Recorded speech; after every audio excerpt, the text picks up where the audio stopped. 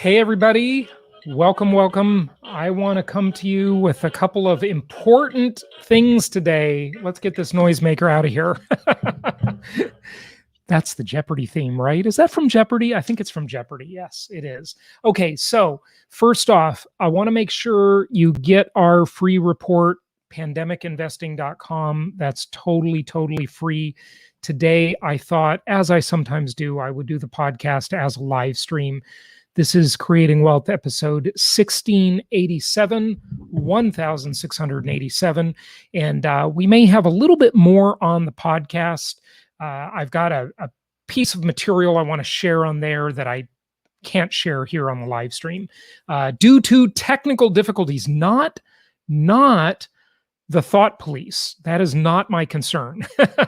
That's usually the concern, the thought police, but not for this content that will, time permitting, be on the podcast only. This is today's episode, but today I want to talk to you about something that is just becoming very acute.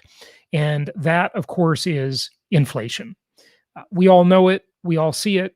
We're all experiencing it. It doesn't matter what Jerome Powell says. It doesn't matter what Janet Yellen says. It doesn't matter what sleepy Joe Biden says. The fact is, it is here. People see it. They recognize it. It's everywhere. It's kind of like people telling you about climate change when it's freezing outside, right? They're talking about global warming, right? You know, you just know the reality of it because you experience it. And it doesn't matter what any report says. It doesn't matter what anybody tells you. So inflation-induced debt destruction is a technique, a strategy that I've been teaching for about 18 years now, and it is really the hidden wealth creator with income properties.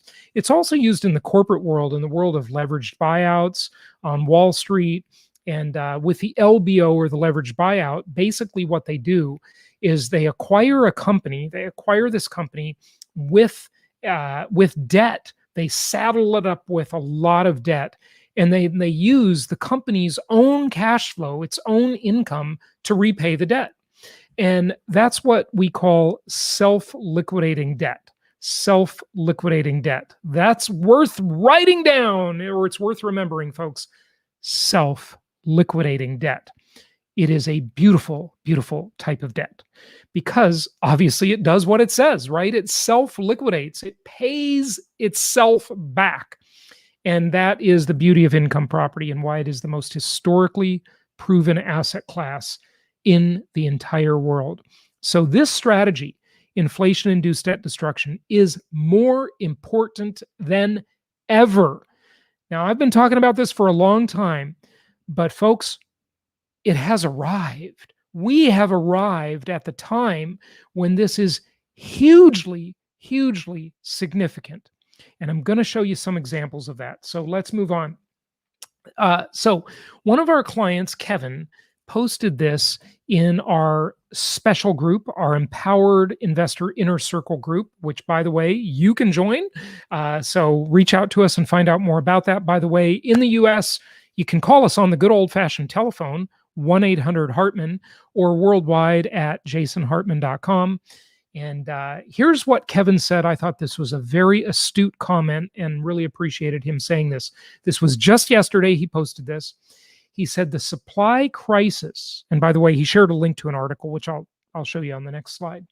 The supply crisis and soaring prices are hitting housing markets and construction projects overseas as well, such as Europe, some of which have their unique challenges and reasons for this, right? Hard times in the UK. In Germany, they're calling it the biggest material crisis in 6 decades, 60 years. Sweden has the lowest timber stock, of course, in its mills and the trees, which are a crop, folks. Trees like corn or wheat or avocados are a crop, right? They just take longer to grow before they turn into lumber, but they are a crop, just like anything else, right? So all the tree huggers there can relax, and you really should be hugging corn. Hug some corn, okay? Go out and hug some corn, or hug some I don't know, maybe some avocado trees. I'm really a big fan of avocados. So hug some avocado trees. But as you do it, pick a couple avocados off and eat them because that's what they're for. They're a crop, they are a consumable. And same with trees that lumber is made from. It's nothing different. They just take longer to grow this crop versus the edible crops. All right. So Sweden, lowest timber stock in their sawmills in over 20 years. Holland is experimenting with 3D printed concrete houses. Now, that's not just Holland, by the way. If you saw my YouTube video on that with, I believe, the world's leading consultant, we actually hired him. His name is Jarrett Gross, and we hired him to consult with us because notice that was past tense, folks. I was going to open, and maybe I will in the future, but I put it on the back burner, a 3D house printing construction company. Yes, I was on the verge of doing that. And by the way, maybe I'll eventually do it, but I found that this is just a lot of hype. The 3D printed houses are hype. It isn't legit. It's not here yet. It's just not here yet. It's premature to talk about 3D printed houses. Well, we can talk about them, but they're not $10,000. No, they're not so much cheaper. And guess what? Made of concrete, there's a shortage of that too, folks. And guess what? Guess what one of the big ingredients of concrete is?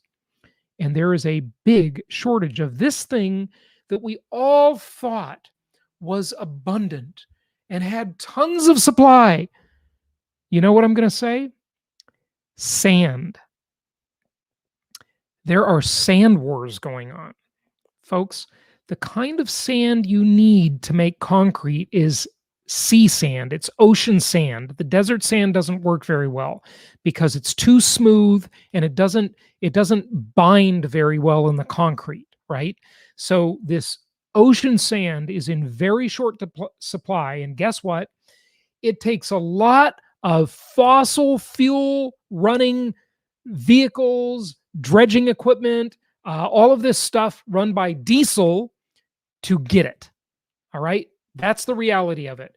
And with the Paris Accord and so on and so forth, and, this green trees that have red roots, right? The roots red, meaning communism. They're using the environment as a way to implement all sorts of restrictive policies, right? So this is all very hard to get. And there are just shortages of like everything. See, for a while now, you've heard the pundits talk about what they call the everything bubble, right? You've heard that phrase, the everything bubble. Well, guess what? We have moved into the everything shortage. Yes, we are in the everything shortage. So interesting times we are living in, he says. And here's the article he shared. Building crisis looms as dwindling supplies bring sites to a grinding halt. Shortages, delays, and soaring prices caused by Brexit, COVID, and the Suez Canal blockage are holding up projects across the nation. Now, they're talking about Britain, but this is certainly true in the US and all over the world. When I was touring around Sarasota, I looked at so many properties, my head is still spinning from that, but I'm sort of used to that because, hey, that's what I do. I look at properties, right? I love looking at properties. And it is unbelievable the way these builders who have what's called entitled lots, okay, that means they've got the dirt, the utilities have been run to the dirt. So they're not only entitled lots, they're what's called finished lots. So the utilities have been run to the lot, and that is a ready to build lot. But guess what? They're only releasing 2, 4, maybe 6 houses a month because they don't have the materials to not only finish the house, but the materials to start the house. Look back through history. There's the old saying, those who don't learn from history are doomed to repeat it. And on the podcast, I'm always recommending that people watch old TV shows, watch old movies, read old books, listen to old music, and really get in touch with the past. Without a sense of history, you cannot have a sense of the present or the future. Now, that doesn't mean live in the past, because if, like Dennis Waitley says, one of my main mentors at age 17, Dennis Waitley, Jim Rohn, Earl Nightingale, and Zig Ziglar. Dennis Waitley says, if you live in the past, you become senile. But if you live in the future, you're on someday isle, like an island, but spelled I apostrophe LL, like I will, right? He's got a great poem that I've shared before called Someday Isle. And we've got to have a sense of history. So when you look back through history, just think about the times that people experienced massive shortages. I remember an ex-girlfriend of mine telling me about her grandmother telling her stories of how during World War II, when there was a shortage of nylon, women would take, I think, mascara or maybe markers, I'm not sure, and they would paint a line up the back of their leg to make it look like they were wearing nylons, because they used to have the seam back there, right? Which now they do sometimes just for style, but not for necessity, right? And so there were just massive shortages. You couldn't get things, you couldn't get cans, everything. There was this just big movement to recycle things because there were these massive shortages of rubber, of nylon, of just all these materials, just shortages, shortages, shortages. And that was normal life. But in the modern era, we've become so spoiled, haven't we? We expect everything to be there, and our supply chains have become so efficient with one major thing, and you might know what I'm going to say, called just-in-time delivery. Just-in-time delivery, right? So with this just-in-time supply chain, when there is one little kink, one little disruption, and there is this domino effect created by that disruption, it becomes very, very disconcerting. So the supply disruption is here. Inflation is here. It's hugely significant, not just because of these supply chain problems, but also because of bad monetary and fiscal policy, which some would argue we had to do to take these actions because of the pandemic. Fine, maybe that's true, maybe it's not. We live in a world where people, countries will just never take the hard medicine anymore. Hardship is just unheard of. You can't have hardship. So they've got to run the money printer, the printing press, and create all sorts of fake money out of thin air to paper over the problem. But eventually, as the saying goes, the chickens come home to roost, don't they? Yes, they do. They come home to roost, and we get into this situation where we have to pay for these activities, this money printing, all of these policies. Look, many of the policies we have, whether it be going to a university, and I'm not saying policies, but just social norms, right? Government policies, social norms, fiscal policy, monetary policy, etc. All these policies and social norms, cultural norms, are the luxuries of a rich society. And you can only fake richness for so long. It's like that guy who's the flashy show off, who's got the Ferrari and the boat, and is going out to fancy dinners and buying everybody drinks and all this stuff, right? That person many times is either a criminal, they're a crook, and if you watch CNBC's American Greed, that's the common thread that runs through all of those crooks. They all had a fund where they raised money from somebody, right? They raised money from people, and they were all super generous, and they were all throwing their money around, right? And a lot of people who knew them commented before the bust, right? Before the chickens came home to roost. Oh, they were so generous. They gave all this money to charity. They took people out to dinners. They took them out on their yacht. They wined and dined people and all this stuff. But that generosity was fake. It was generosity that was enabled by criminality.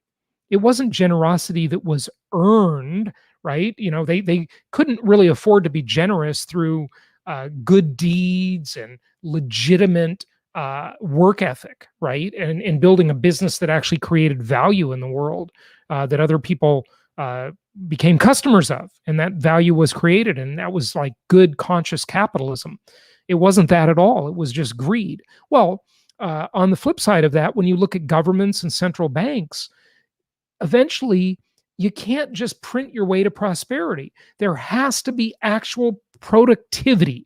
And productivity is created by people working and producing things like widgets, right? Widgets are the economic thing that people have to produce, right? Whatever it is, that good or that service that they sell into the marketplace.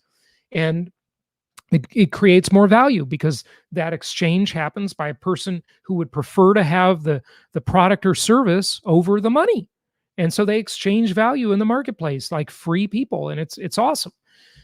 That's the way it should be. But that's not what we have. We don't have that at all. We have some of it, of course, but mostly in the world, like whenever you hear about the G7 industrialized countries or the G20 industrialized countries, right? When you hear them getting together, when they have meetings, emergency meetings, when they get together, all the countries get together at the United Nations, when they go to the World Economic Forum in Davos or now on Zoom, right? All they're really talking about is how they print their way out of the problems. That's one thing they talk about. And then the other thing they talk about is how do we get more control over the population? Lots of ways to do that. And all of these things are happening concurrently. And if you're not scared, you should be scared because the technology enables a level of control over us that has never been seen before in history. It is totally first time, right? Okay, so this article, let's look at it. It's not simply higher prices and shortages. Delays are growing too. Cold rolled steel joists, okay, so used in construction, will take nearly 5 months to arrive compared with the usual 6 weeks in lag time. According to figures compiled by AECOM, is that how you say that? I guess so. The infrastructure consultancy for Building Magazine. MDF wood, right? MDF is super popular type of wood. All right. Beloved of interior designers on TV makeover shows, usually takes a week to arrive. Now it takes 6 weeks. So sixfold increase in time lag. Roof battens were usually held in stock by building merchants, but now there's a month-long delay. And the reason why Gary Moore's builder traveled 150 miles to look for the same roof tiles is because the order time has gone from 6 weeks to a dizzying 6 months. 6 months. It's not just construction output here that has recovered very quickly, Francis says. Global construction has as well, and that's particularly the case in the U.S. lumber prices. In the U.S., these prices have gone up over 250% in the past year. So we see all of this going on all over the place. Now, here's an email I got just today from Dan Ammerman. Dan Ammerman has been on the show many, many times. He's been on the Creating Wealth podcast. Go look for his episodes. They're very, very enlightening. And Dan has some great stuff. Okay, so here's what his email said today. And I'm just cutting out some parts of it. It was rather long. He said, surging inflation is currently hitting the United States, but it isn't the kind of inflation that many people believe it is. Inflation can arise from a number of different sources, and money creation is only one of those sources. And by the way, as I read here, certainly you will be able to tell when I'm reading and when I'm throwing in brilliant or snarky or sometimes brilliant and snarky comments at the same time, right? Because they could be brilliant and snarky all in one. Serves double duty sometimes.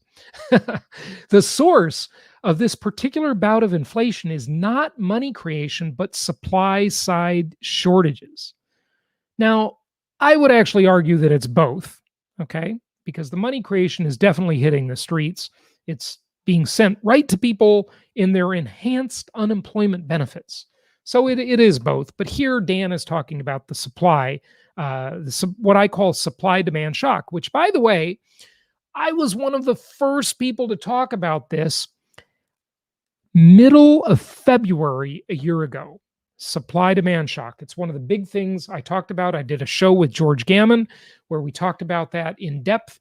Very interesting concept. And by the way, I'm going to tell you what all this is leading to. Don't let me forget in your comments. And by the way, I'm glancing over your comments as I'm trying to, do the show at the same time. But there is something you need to do right now, because I definitely want to get to this part of where is this leading, or one of the places it's leading. A lot of things, a lot of effects of this. But one place, very important, but you must hit the like button right now. I always forget to ask you to hit the like button. And by the way, I just want you to know, I know how many of you are watching, and I can see how many of you are hitting the like button. So just like 1984, just remember, Big Brother is watching you. So I'm watching that you are hitting the like button right now. Okay, so hit the like button and let's move on. Okay, so he's talking about the source being the supply problems, right? He says, no, that doesn't mean we won't see inflation that results from money creation, but if we do, we will have two separate fundamental sources of inflation that are multiplicative in combination with potentially explosive consequences. And I've got to move this screen here a little bit. There is another particular issue with supply side inflation. Now, I want you to remember good old Ronald Reagan, one of the best presidents we've had, right? Ronald Reagan used to talk about, along with his advisor, Arthur Laffer, who was the creator of something called the Laffer curve. And I had the pleasure of meeting Arthur Laffer when I was 24 years old. I wish I knew more about economics back then, because I really would have asked him some great questions. And I got to get him on the show. I've had many super famous people, from Ron Paul to Steve Forbes to a zillions of others, but not Arthur Laffer. We got to get him on the show.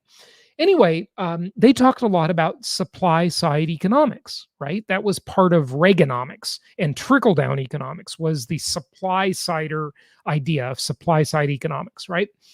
So Dan Ammerman here is talking about the supply side problem, but not as it relates sort of to the macroeconomic issue, but more as it relates to really to the supplies of actual materials.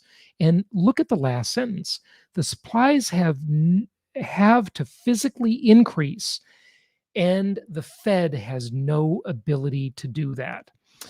Okay, so let's move on here. And by the way, RSCO, thank you for the jackass comment. Let's just block that user. When people are rude, we'll just take them out. Sorry. Okay, you can watch, but we don't need your insults. When people disagree with you politically, they tend to insult you. Now, I don't know if he did or not, but whatever. Okay, so this creates a situation for the 2020s that is more complicated and more dangerous than is commonly realized. Current government and political goals call for what is effectively inducement of supply side inflation over the coming years. Though restricting oil production, that was one of the first things Biden did, right? He canceled Keystone. And then we've had this whole other problem with the hack, right, of the Eastern pipeline. And that problem is clearing up rather quickly, which is nice. And these aren't economic issues necessarily, but it shows you how fragile the system is, doesn't it? It really does. Okay, so restricting oil production, reducing pipelines, making energy more expensive, making labor more expensive. Think $15 an hour minimum wage, making cars and homes more expensive, and potentially raising the cost and reducing the supply of anything that requires the emission of carbon dioxide. Okay, so at the same time, fiscal solvency of the US government and current investment prices are effectively based on the ongoing abundant dollar creation by the Federal Reserve. And you got the same situation basically in Europe and in many countries around the world. So we see physical supply shrink. We see an abundant amount of currency created, currency units. And what do we obviously have? Well, we have the classic inflation situation. We have a limited supply of goods and services and a increasing supply of currency units chasing the goods and services. So what do you get? Well, every seller of all those goods and services is naturally going to say, hey, there's lots of demand. My supply is limited, so I'm going to raise the prices. Duh, basic economics, supply and demand. There we go. So that's what we have.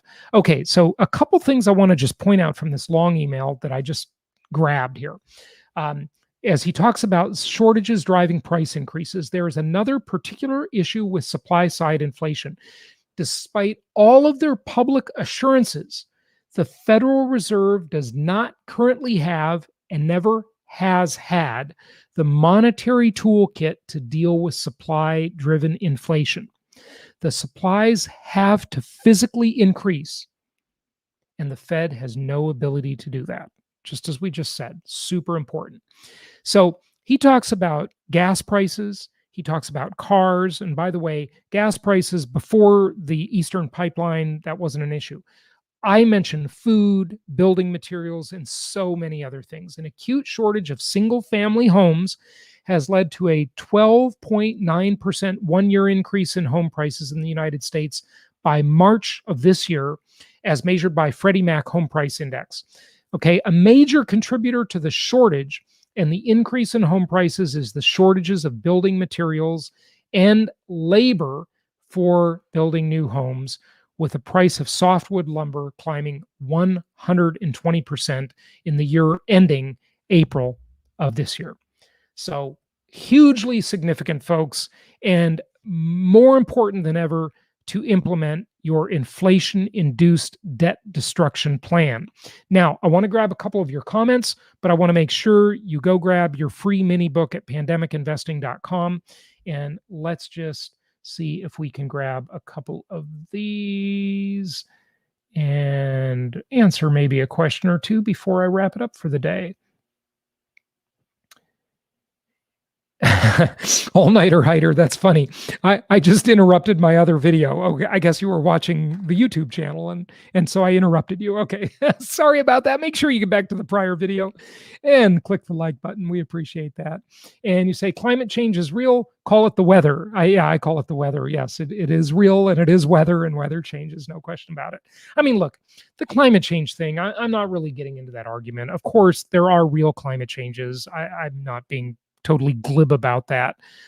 But that onion has many, many layers to it that you have to peel back a lot of layers to really understand what's going on and ask the question that nobody's really asking.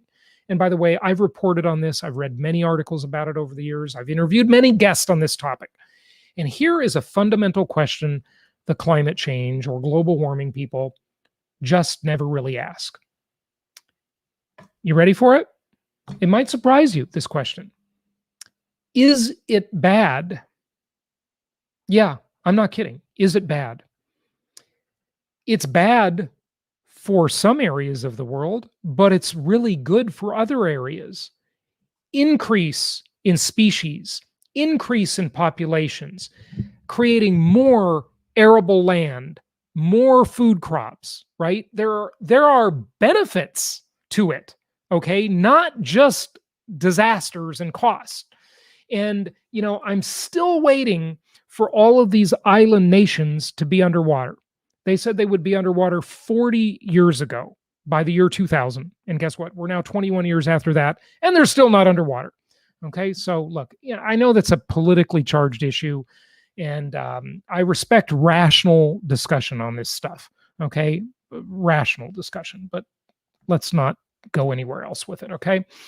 Okay. Let me see. Chief Arcana says, "Hi, Jace. Really enjoy and learn a lot from these. My credit score was non existent, so I decided to do something about it. Got my first credit card, and I'm going to use it accordingly." Well, yes. If you want to play in the credit game, you've got to build a credit score.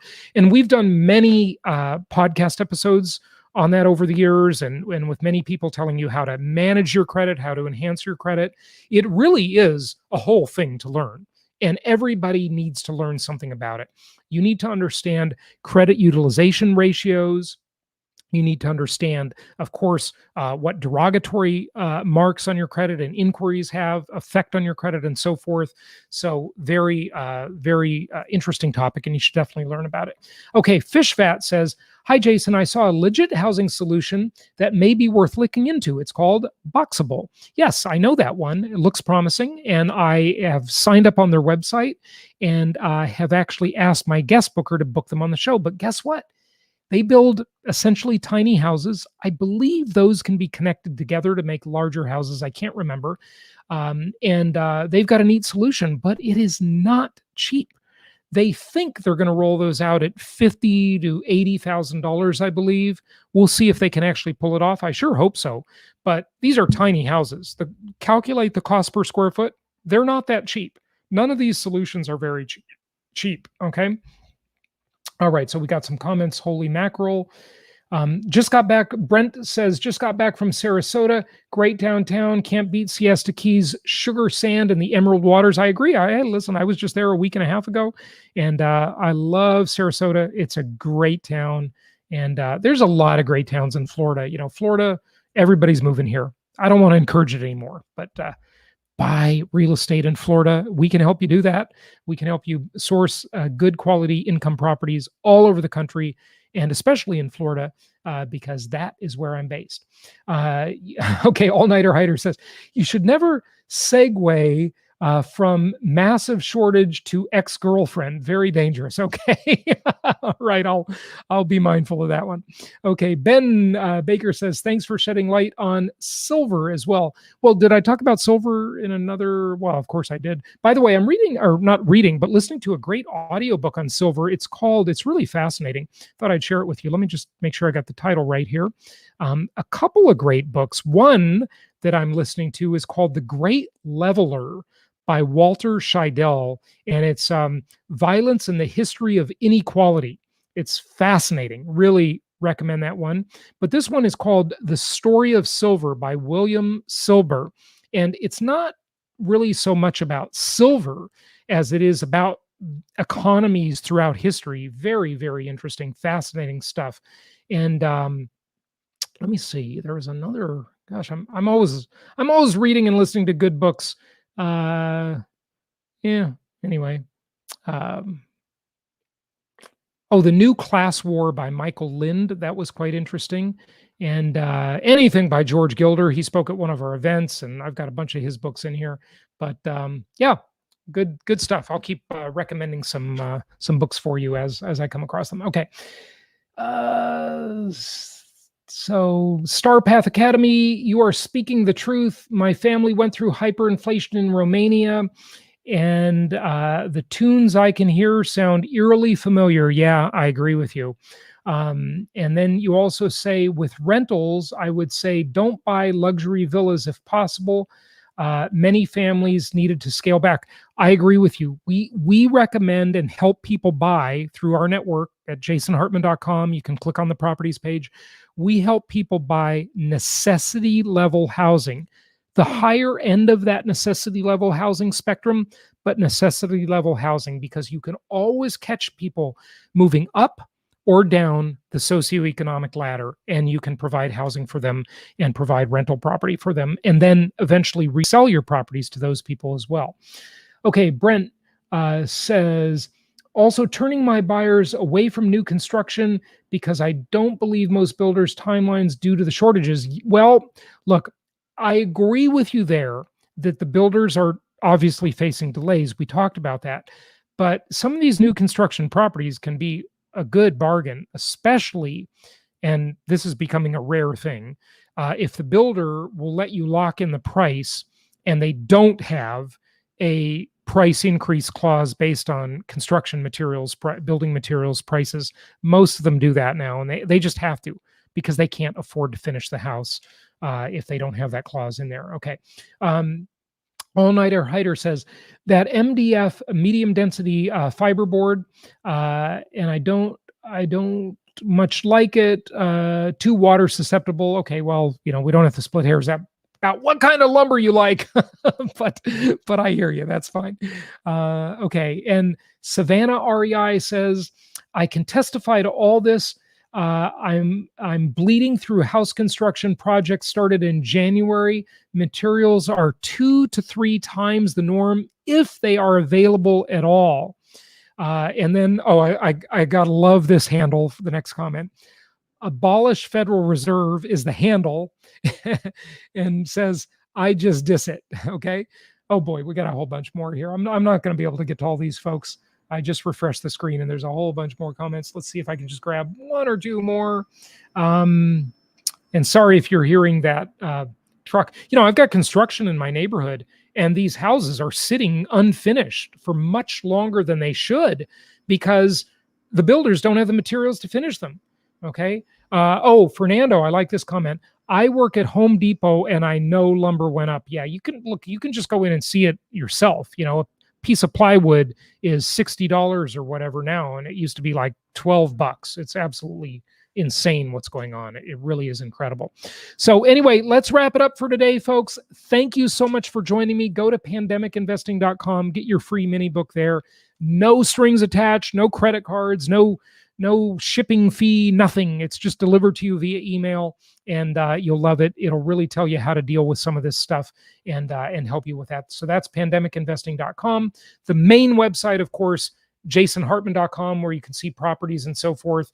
And you can also reach out to us by phone at 1-800-HARTMAN. Thank you so much for joining me today, and happy investing. Remember, we've got a brand new podcast every Monday, Wednesday, and Friday, and new videos on the YouTube channel on a regular basis as well. So reach out to us if we can help you with anything. Happy investing and have a great day. Thanks, everybody.